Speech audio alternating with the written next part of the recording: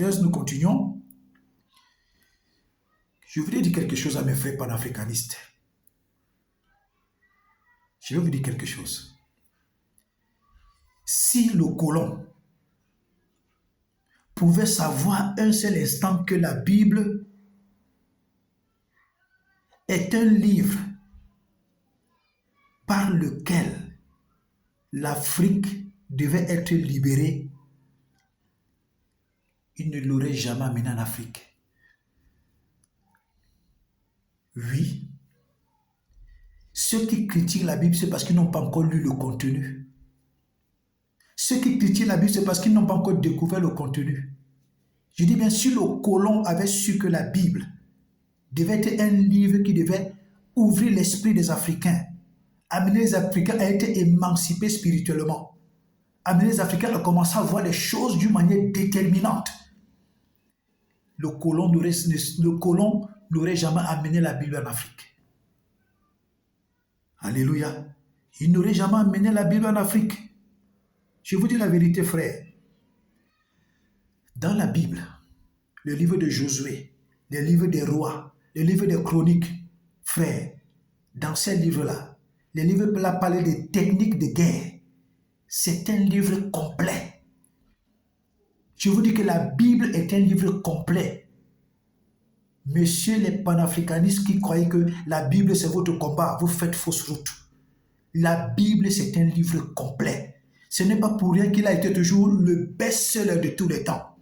Ce n'est pas pour rien que ce livre a été, depuis qu'il est combattu jusqu'à aujourd'hui, personne n'a pu éteindre la Bible. Même ceux qui se sont engagés à la falsifier, à tort de tout, ils sont fatigués, ils sont même morts, la Bible est restée. C'est le meilleur livre de tous les temps. J'ai dit, quand vous lisez bien Josué, les livres des rois, les livres des chroniques, la Bible vous parle, ça dit les versets bibliques, les chapitres là vous parlent des techniques de guerre. J'ai dit des techniques de guerre. C'est pourquoi je dis à ces panafricanistes-là qui veulent combattre la Bible, je dis vous êtes des sorciers. Parce qu'un livre qui nous donne les techniques de guerre, un livre qui nous enseigne sur les techniques de guerre, un livre qui nous révèle comment on peut faire la guerre et vaincre. Mais certains panafricanistes trouvent qu'il faut combattre la Bible, il faut chasser la Bible de l'Afrique. Mais je dis que ce type de panafricanistes, vous êtes des sorciers. Vous êtes des sorciers, vous êtes des inconscients, vous êtes des malades mentaux. Vous n'avez rien du tout malgré votre grand background, malgré vos études. Il vous manque beaucoup de choses dans la tête. Vous êtes dépourvus de toute sagesse. Je vous dis, quand vous lisez Josué, le livre des rois, le livre des chroniques, j'ai dit à ces panafricanistes-là qui combattent la Bible, achetez chacun de vous une Bible. Commencez à la lire attentivement. Vous allez voir que c'est le livre le plus complet. Il nous enseigne sur les techniques de guerre. Alléluia. La Bible t'enseigne comment tu dois te comporter. Comment tu dois te comporter. Tu dois te comporter dans ton foyer, tu dois te comporter en famille, tu dois te comporter dans la société. La Bible nous enseigne toutes ces choses. La Bible nous enseigne comment tu dois te comporter avec la femme de ton frère. Tu ne dois pas toucher à la femme de ton frère. Voilà ce que la Bible nous enseigne. La Bible nous enseigne comment on doit gérer notre sexualité. La Bible nous enseigne comment on doit gérer notre argent. Alléluia. La Bible nous enseigne toutes ces choses. La Bible nous enseigne toutes ces choses. La Bible nous enseigne comment on doit même ouvrir des entreprises et comment gérer nos entreprises. Tout ça est écrit dans la Bible. Tout ça est écrit dans la Bible. Mais vous vous levez un matin, vous commencez à attaquer la Bible, vous commencez à insulter la Bible, vous commencez à insulter Dieu, vous insultez Jésus, vous insultez quelque chose que vous n'avez pas découvert. Allez découvrir ce qui est dans la Bible. Vous serez étonnés. Je dis, vous serez étonnés. Dieu a mis quelque chose d'extraordinaire en possession, a permis que les hommes puissent entrer en possession de quelque chose d'extraordinaire. Voilà. La Bible est extraordinaire. La Bible est mystérieuse. La Bible a tout dedans. La Bible traite tous les problèmes de l'humanité, les réponses sont dans la Bible. Donc, Kémy Séba et Bandakani avaient raison. Et beaucoup d'autres personnes que certainement je n'ai pas suivies ont raison de dire, frères panafricanistes, ne vous attaquez pas aux religions, ne vous attaquez pas à la Bible, ne vous attaquez pas à Dieu, ne vous attaquez pas à Jésus, ne vous attaquez pas. Non, notre combat est... Eux-mêmes disent que le combat des panafricanistes est ailleurs.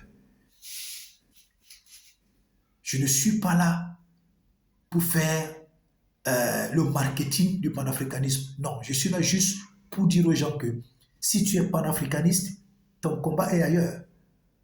Moi, je suis là pour défendre les intérêts de Dieu. C'est pour te dire que tu t'attaques à la Bible pour rien. Tu t'attaques à Jésus-Christ pour rien. Tu t'attaques à l'évangile pour rien.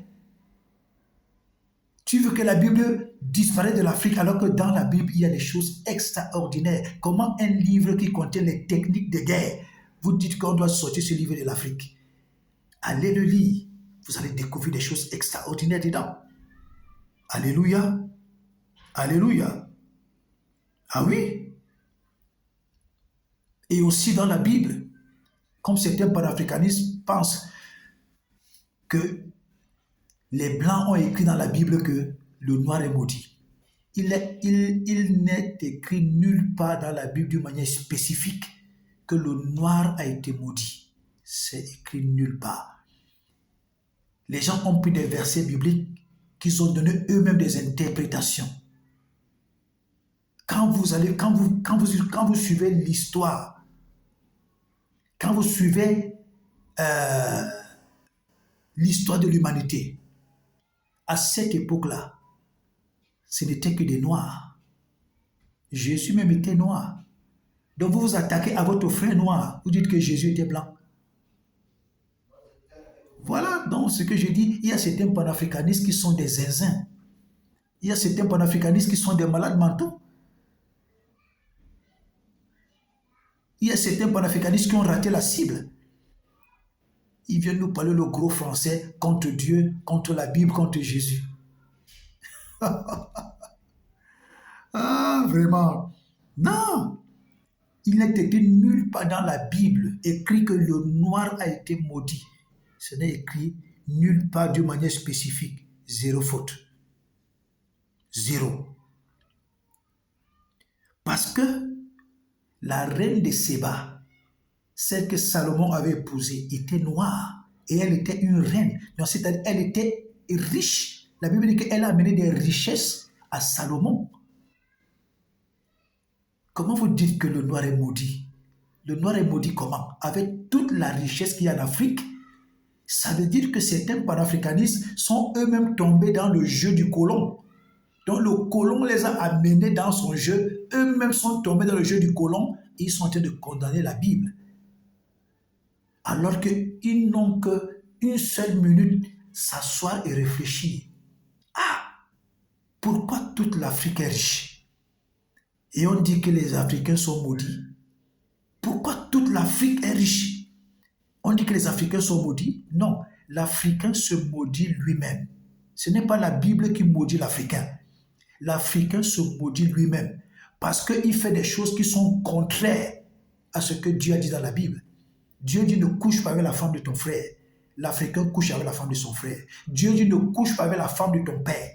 L'Africain, il couche avec la femme de son père. Et quand son père meurt, il prend les femmes de son père comme ses propres femmes.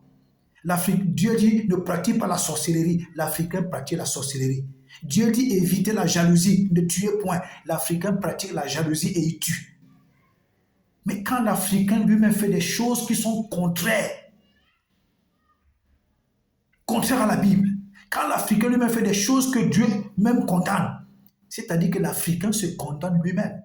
Dieu va jusqu'à dire que ne déplace pas la borne de ton prochain, c'est-à-dire que ne prends pas le terrain de ton prochain, ne prends pas la femme de ton prochain, ne fais pas du mal à ton prochain. L'Africain le fait. C'est-à-dire que l'Africain se maudit lui-même. Ce n'est pas la Bible qui maudit l'Africain. Ce n'est écrit nulle part que Dieu a maudit l'Africain.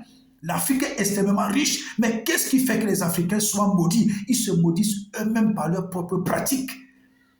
Regardez dans nos villages, la sorcellerie, la haine, la jalousie. le vampirisme, les sectes pernicieuses, rose-croix, franc-maçonnerie, bouddhisme, la magie traditionnelle, c'est toutes ces choses qui maudissent l'Afrique. Et Dieu va jusqu'à dire que quand tu commets l'adultère avec la femme de quelqu'un, l'acte que vous avez posé maudit la nation. Donc ce sont les Africains qui se maudissent eux-mêmes. Laissez la Bible tranquille. Laissez la Bible tranquille. Laissez Jésus tranquille. Vous vous maudissez vous-même, Africains. Vous vous maudissez vous-même. Comment un pays peut être riche? Un continent comme l'Afrique est riche, mais il se laisse dominer par d'autres personnes à cause des sectes pernicieuses. Maintenant, vous venez condamner la Bible. La Bible a rien à voir dans ça. Vous êtes battus vous-même entrer dans des sectes pernicieuses. Vous vous faites asservir. Vous vous faites dominer. L'Afrique est en train d'être dépouillée. Où est le problème de la Bible dedans? Si les Africains avaient pris la Bible au sérieux, si les Africains avaient compris que la Bible est un instrument puissant que Dieu leur a donné pour leur émancipation culturelle, financière, politique, militaire, pour l'émancipation totale de l'Afrique, c'est que les Africains devaient dire à Dieu merci tous les jours. Parce qu'il y a tout dans la Bible. Je vous dis qu'il y a tout dans la Bible. J'ai dit qu'il y a tout dans la Bible. Vous voyez les Blancs, malgré tout le bruit que les Blancs font là, vous ne voyez pas les débats où les Blancs disent que Dieu est maudit, Dieu est... Non, ils ne s'occupent pas des affaires de Dieu, ils ne touchent même pas là-bas. Mais ce sont certains Africains qui ont le toupet de s'attaquer à Dieu. Ils ont le toupet de s'attaquer à la Bible. Ils ont le toupet de s'attaquer à Jésus. Je peux dire, certains panafricanistes et certains Africains maudits.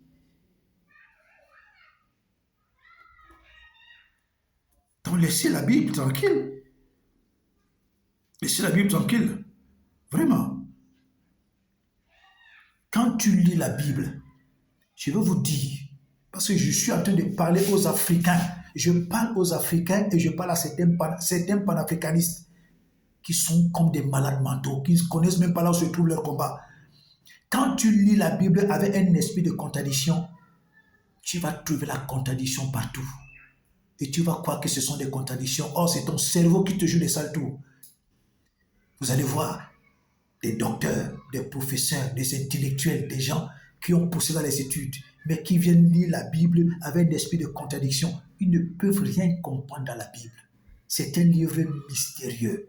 Quand tu viens lire la Bible avec un esprit de contradiction, Dieu va te donner de découvrir les contradictions dedans, qui ne sont pas des contradictions, mais qui sont des contradictions pour toi. Quand tu viens lire la Bible avec l'esprit d'un enfant, pour essayer de comprendre ce que Dieu dit dedans, Dieu va te donner de découvrir les mystères qu'il y a dans la Bible. C'est ça le mystère de la Bible. C'est un livre très mystérieux. Un livre qui met KO tous les intellectuels. Ils pensent que la Bible c'est un truc des intellectuels. Non, c'est pourquoi la Bible est si. Même quelqu'un qui n'a pas fréquenté, dès qu'il commence à la lire avec un esprit pour comprendre, un esprit pour apprendre, un esprit pour découvrir ce qu'il y a dans la Bible, Dieu lui donne le Saint-Esprit. Dieu ouvre ses yeux, il commence à comprendre les mystères qu'il y a dans la Bible. Ce n'est pas une affaire d'intellectuel. Tu peux être docteur, tu peux être professeur, tu peux avoir les plus gros diplômes. Mais la Bible, si, tu ne vas jamais la comprendre tant que tu viens la lire avec un esprit de contradiction. Alléluia. Ok. J'aimerais donc dire également que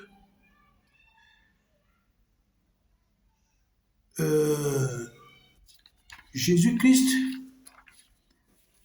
est merveilleux. Parce que j'ai dit qu'aujourd'hui, je parle aux Africains. Je parle à certains Africains et je parle à certains panafricanistes. Je dis encore qu'il y a certains Bandakani, que Dieu le bénisse. Que Dieu bénisse Bandakani, qui avait donné ce merveilleux conseil aux panafricanistes. Que Dieu bénisse également Kémy Séba, qui avait donné ce conseil aux panafricanistes. Il y en a certaines personnes qui ont certainement donné ce conseil, que ne vous attaquez pas à la Bible, ne vous attaquez pas à la religion. Laissez ça. Que Dieu vous bénisse, que Dieu garde vos familles, que Dieu vous protège, que Dieu vous ouvre des portes, que Dieu combatte ceux qui se dressent contre vous, au nom puissant de Jésus. Ok, je poursuis en disant ceci. Ceux qui passent le temps à condamner Jésus, je dis bien certains Africains, certains panafricanistes qui passent le temps à insulter Jésus, qui passent le temps à condamner Jésus, je veux vous poser une question. Est-ce que Jésus-Christ est président dans un pays africain ici? Est-ce que vous avez entendu que Jésus-Christ a été voté comme président dans un pays africain? Dites-moi lequel. Je n'ai jamais entendu ça quelque part. Que Jésus-Christ a été nommé comme président dans un pays africain. Est-ce que Jésus-Christ a été nommé comme ministre des Finances dans un pays africain? Non. Mais qu'est-ce que vous en voulez à Jésus? Pourquoi vous en voulez à Jésus? Ok, allons-y tout doucement. Est-ce que c'est Jésus-Christ qui vous empêche de gagner des élections? Tu appartiens à un parti politique. Quand tu vas aux élections, ton parti politique perd tous les jours, perd chaque année. Ils n'ont jamais gagné des élections. Ton parti politique n'a que du bavardage. Du bavardage et rien que du pipeau. Est-ce que c'est Jésus qui vous empêche de gagner des élections? Non. Allons-y tout doucement.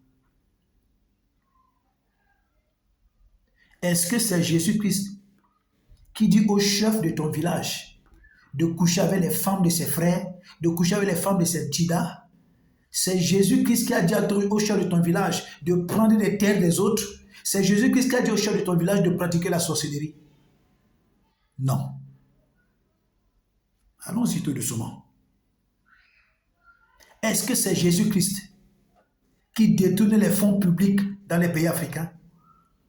Est-ce que c'est Jésus-Christ qui dit aux présidents africains, à certains ministres, certains sénateurs, de détourner l'argent, de détourner les fonds publics? Est-ce que c'est Jésus-Christ? Non. Est-ce que c'est Jésus-Christ qui vient gérer les présidences, qui vient gérer les sénateurs, qui vient gérer les ministres? C'est Jésus-Christ qui vient gérer les fédérations de football? Non. Les gens volent là-bas, les gens détournent. Est-ce que c'est Jésus-Christ qui détourne tout ça? Non. Mais qu'est-ce que vous en voulez à Jésus? Je vous amène pas à pas pour que vous compreniez que ce sont vos cerveaux qui ont des problèmes. Allons-y tout doucement. Est-ce que c'est Jésus-Christ qui vient piller le sous-sol africain? Non. Est-ce que c'est Jésus-Christ qui vient mettre la corde au cou des présidents africains, de vendre tous les biens, de vendre le sous-sol africain? Non. C'est Jésus-Christ qui dit qu'il faut exploiter le pétrole des Africains, exploiter le cobalt au Congo. C'est Jésus-Christ? Non. C'est vous-même les Africains qui dilapidez les trésors, qui dilapidez votre sous-sol. Qu'est-ce que Jésus a y voit dedans? Pourquoi tant de haine pour Jésus? On aura la conclusion à la fin. Est-ce que c'est Jésus-Christ qui vient dans nos villages tuer les gens en sorcellerie? Non. Est-ce que c'est Jésus-Christ qui vient dans nos villages empoisonner les gens? Non. Est-ce que c'est Jésus-Christ qui vient dans nos villages pour semer la jalousie? Non. Ce n'est pas Jésus qui fait ces choses. Donc si je comprends bien, les dieux de nos villages là, ce sont des dieux rancuniers, ce sont des dieux jaloux, ce sont des dieux tueurs, ce sont des dieux qui imposent la misère. C'est ça les dieux de nos villages, les dieux de nos ancêtres, si je comprends bien. Parce que tout ce que je ne fais que vous citez là, Jésus-Christ n'a rien à y voir dans ça. Ok, continuons. Est-ce que c'est Jésus-Christ qui te demande de mal gérer ton salaire. Quand tu touches ton salaire à la fin du mois, tu vas détruire ton salaire avec des prostituées dans les bars, dans les hôtels. Tu vas mettre ton salaire dans les fesses des femmes. C'est Jésus-Christ qui te dit d'aller faire tout ça. C'est Jésus-Christ qui te dit d'aller gaspiller ton salaire. Non. C'est Jésus-Christ qui te dit de mal gérer ton argent. Non. C'est Jésus-Christ qui te dit que dès qu'une affaire marche, tu prends l'argent, tu pars dilapider, gaspiller. Non. C'est toi-même. Dans quoi est-ce que tu accuses Jésus? Allons-y tout doucement. Est-ce que c'est Jésus-Christ qui t'envoie empoisonner ton frère? C'est Jésus-Christ qui t'envoie empoisonner ta sœur? Est-ce que c'est Jésus-Christ qui t'envoie tuer les gens par du poison? Non. Parce que Jésus nous a recommandé quoi? Aime ton prochain comme toi-même. Ça veut dire que comme toi, tu ne t'aimes pas toi-même, c'est comme ça que tu peux empoisonner d'autres personnes. Pourquoi vous accusez Jésus? Continuons. Est-ce que c'est Jésus-Christ qui signe des accords de servitude? J'appelle ça des accords de servitude avec certains pays. Ce n'est pas Jésus qui nous envoie dans ça. Est-ce que c'est Jésus qui nous envoie signer certains accords de coopération dans lesquels les pays africains sont dans la servitude? Ce n'est pas Jésus qui vous envoie. Est-ce que c'est Jésus qui vous envoie prendre tout le temps de l'aide au développement alors que vous savez que ce sont des pièges de servitude? Ce n'est pas Jésus. Ce n'est pas Jésus. Hein? Ce n'est pas Jésus. Est-ce que c'est Jésus qui te dit Est-ce que c'est Jésus qui t'empêche de faire le bien? Non. Est-ce que c'est Jésus qui t'envoie tromper ta femme? Est-ce que c'est Jésus qui te dit de manquer du respect à ta femme? Est-ce que c'est Jésus qui t'a dit d'être un mauvais père, un mauvais chef de famille? Est-ce que c'est Jésus qui t'a dit d'être un chef de famille irresponsable? Ce n'est pas Jésus. D'où vient-il que tu puisses faire des campagnes contre Jésus? Allons-y tout doucement. On aura la conclusion à la fin. Est-ce que c'est Jésus qui pousse nos enfants à la prostitution? Est-ce que c'est Jésus qui envoie tes enfants à la prostitution? Est-ce que c'est Jésus qui envoie les enfants africains se prostituer, boire du vin, manquer du respect à leurs aînés? Ce n'est pas Jésus. Ce n'est pas Jésus. Parce que Jésus dit, honore ton père et ta mère. Honore ton père et ta mère afin que tu vives longtemps. Jésus-Christ impose aux petits frères de respecter leurs aînés. Est-ce que c'est Jésus qui vient dire dans nos pays que les petits frères doivent mépriser les grands frères? Est-ce que c'est Jésus qui vient dire que parce que le petit frère a l'argent, il peut mépriser ses grands frères? Jésus n'a pas dit ça. Tout ça vient d'où? Parce que l'homme croit qu'il est plus sage que Dieu. Allons-y. Est-ce que c'est Jésus-Christ qui t'empêche de réussir? Non. Jésus ne t'empêche pas de réussir, puisque lui, il dit dans la Bible, de riche qu'il était, il s'est appauvri afin que vous soyez enrichis. Dans la Bible, il dit, demandez et vous recevez. Tout ce que vous demandez à mon nom, je le ferai. Voilà ce que Jésus dit. Voilà ce que Jésus dit. Donc je vais tout simplement conclure en disant ceci. Certains noirs, certains Africains noirs sont dignes de respect, sont dignes d'honneur, sont dignes qu'on leur donne le café, sont dignes qu'on les prenne au sérieux. Ils sont pleins. Sans oublier Patrice Nouma du côté des États-Unis. J'écoute beaucoup de gens. Je suis un homme public, j'écoute beaucoup de gens. Il y a des Noirs, Africains noirs. Je préfère parler de l'Afrique noire. Bon, l'Afrique blanche, on en parlera un autre jour. Qui sont dignes de respect. Mais il y a certains Africains noirs Je crois que c'est eux-mêmes qui sont la malédiction de l'Afrique. Ils sont la malédiction de l'Afrique. Dans cette catégorie, on trouve des enfants, on trouve des jeunes, on trouve des adolescents, on trouve des adultes, on trouve des vieillards. Dans cette catégorie également, on trouve des Africains noirs qui sont comme la malédiction de l'Afrique. Ceux qui trouvent qu'il faut s'attaquer à Dieu commencent à dire aux gens que Dieu n'existe pas. Ceux qui trouvent qu'il faut s'attaquer à la Bible commencent à dire aux gens que la Bible c'est le livre des Blancs. Je vous dis toujours que la Bible n'est pas le livre des Blancs.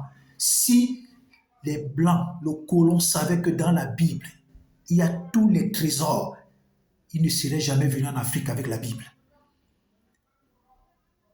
Quand vous écoutez cette vidéo un peu plus haut, vous allez comprendre les bienfaits de la Bible. Il y a certains Africains qui, malgré leurs études, malgré leur doctorat, malgré leur diplôme de professeur, malgré leur gros français, mais ce sont des bavards, ce sont des nullards, toujours en train de jacasser. Ils ne produisent rien, ils n'apportent rien, mais ils trouvent que la chose sur laquelle il faut s'attaquer, c'est Dieu, c'est la Bible, c'est Jésus.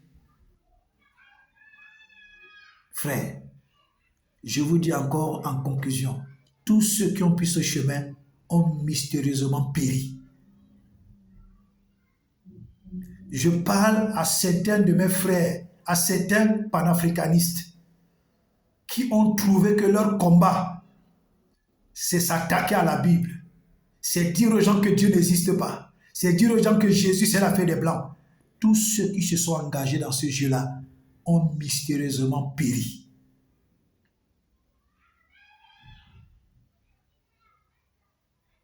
Alors, j'espère que votre combat est ailleurs. Votre combat est ailleurs.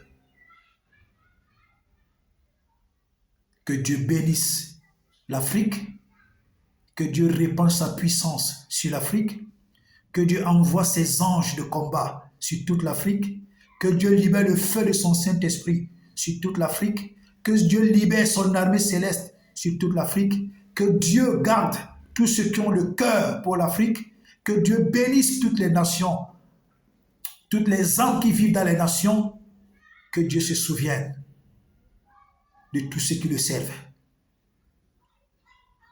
Que la puissance du Saint-Esprit répande le salut de Dieu dans toutes les nations.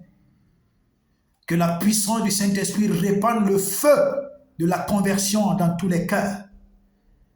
Que la puissance du Saint-Esprit répande le feu de la repentance dans tous les cœurs. Que Dieu sauve les homosexuels, que Dieu sauve les lesbiennes, que Dieu sauve les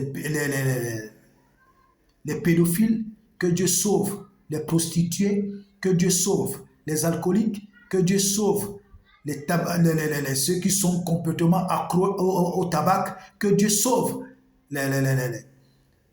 ceux qui vivent dans un adultère, une fornication diabolique, que la puissance de la repentance touche leur cœur, que le feu du Saint-Esprit se répande puissamment dans leur cœur, que le feu de Dieu les embrase et qu'ils soient libérés de tous ces mauvais esprits au nom puissant de Jésus.